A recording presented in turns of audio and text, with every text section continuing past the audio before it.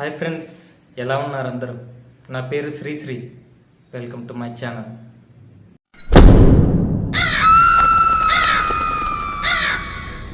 Friends, ఈరోజు నేను చెప్పబోయే కథ నిజంగా జరిగిన కథ. మా అమ్మకి జరిగిన కథ. నెల్లూరు సిటీ మధ్యలో గాంధీ బొమ్మ సెంటర్ దగ్గర. మా అమ్మతో పాటు తోడబుట్టిన వాళ్ళు చాలామందే. అప్పట్లో సమ్మర్ కాబట్టి అందరూ మేడ మీద నిద్రపోయేవాళ్ళు. వాళ్ళ ఇంటి వాకిట్లో ఆరు బయట నిద్రపోయేవాళ్ళు. అప్పట్లో మేడ మీద హోల్స్ ఉండేవి. ఇప్పట్లో లాగా పూర్తిగా కన్స్ట్రక్ట్ చేయరు. ఒకరోజు రాత్రి మా అమ్మకి దాహం వేసి మధ్యరాత్రిలో మెలకు వచ్చింది. ఆ మేడ మీద గోడ దగ్గరలో చెంబులో నీళ్లు పెట్టేవాళ్ళు. దాని దగ్గరికి వెళ్ళి ఆ చెంబులో నీళ్లు తీసుకొని తాగుతూ ఆ మిద్దె మీద ఉన్న హోల్స్లోంచి చూసింది. మా అమ్మ వాళ్ళ ఇంటి ముందు ఒక పాడుబడిపోయిన బావి ఉండేది. ఆ బావిలోంచి ఏదో తెల్లటి ఆకారం, ఆత్మ లాంటిది పైకి లేచి తేలుతూ దానికి ఆనుకో ఉన్న గోడ మీద తేలుతూ పోవడం చూసింది. దాని తర్వాత అది నిజమా కాదా అని కన్ఫ్యూజన్లో ఉండగానే 15 నిమిషాల దాకా అట్టే మెలకు ఉన్నింది. అంటే ఆమె మెలకుగానే ఉన్నింది, కల కాదు. దాని తర్వాత 15 నిమిషాల తర్వాత అదే రోడ్డులో మా ఇంటికి బావికి మధ్యలో ఒక రోడ్డు ఉంది. ఆ రోడ్డులోంచి తేలుకుంటూ మళ్ళీ వెనక్కి రావడం చూసి మళ్ళీ ఆ బావిలోకి వెళ్ళిపోవడం చూసింది. దాని తర్వాత అక్కడే సురదపి పడిపోయింది, అన్కాన్షియస్ అయిపోయింది. నెక్స్ట్ రోజు ఉదయం స్పృహ కోల్పోయిన మా అమ్మని లేపి అడిగితే మా ఇంట్లో వాళ్ళకి ఈ విషయం అంతా చెప్పింది.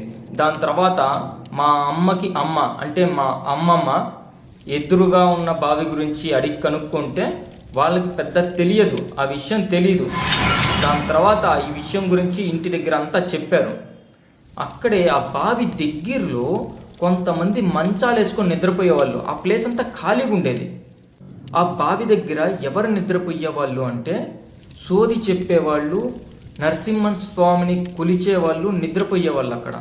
దానివల్ల వాళ్ళు మెలకువగా ఉండి నిద్ర నటిస్తూ గమనించారు. రాత్రంతా గమనిస్తే వాళ్ళు నిజంగానే చూశారు. ఒక ఆత్మ పైకి లేవడం, ఆ రోడ్డుతో పాటుగా వెళ్ళడం, మళ్ళీ 15-20 నిమిషాల తర్వాత వెనక్కి రావడం, ఇదంతా గమనించి మళ్ళీ మొత్తం అందరికీ చెప్పారు. ఆ లొకేషన్లో ఉన్న అందరికీ చెప్పారు.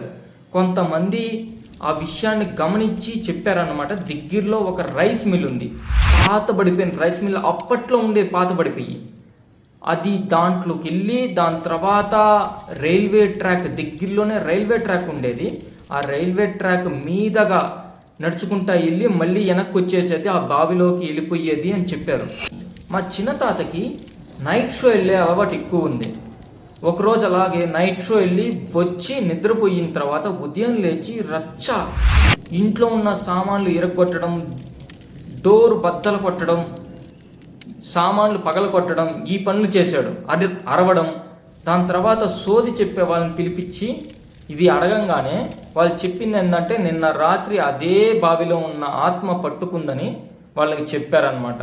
రాత్రిళ్ళు ఆ కొత్త హాల్ నుంచి, ఆ సినిమా హాల్ నుంచి వెనక్కి వచ్చేటప్పుడు అది ఆ ఆత్మ ఎదురైందని చెప్పి, దాని తర్వాత అతను ఆ ఆత్మని పలకరించాడని, ఆ పలకరించడంతో ఆ ఆత్మ ఇతన్ని ఆవహించిందని వాళ్ళు చెప్పారు. దాని తర్వాత చాలా నెలలు అలాగే బాధపడి ఎన్ని పూజలు చేపించినా, ఎంతమంది తాంత్రికులకి చూపించినా ఇలాగే కంటిన్యూస్గా ఉండింది. దాని తర్వాత కొన్ని నెలలకి మా చిన్న తాతగారు చనిపోయారు.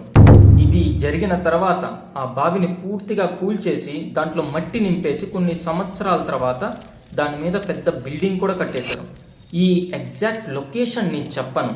మీ దగ్గర ఏమైనా హర్రర్ స్టోరీస్ ఉంటే స్క్రీన్ మీద కనిపించే నా ఈమెయిల్ అడ్రస్ పంపించండి. అండ్ ఈ కథ మీకు నచ్చినట్టయితే లైక్ చేయండి. ఇక్కడ ఒక రెడ్ బటన్ ఉంటుంది, సబ్స్క్రైబ్ చేయండి.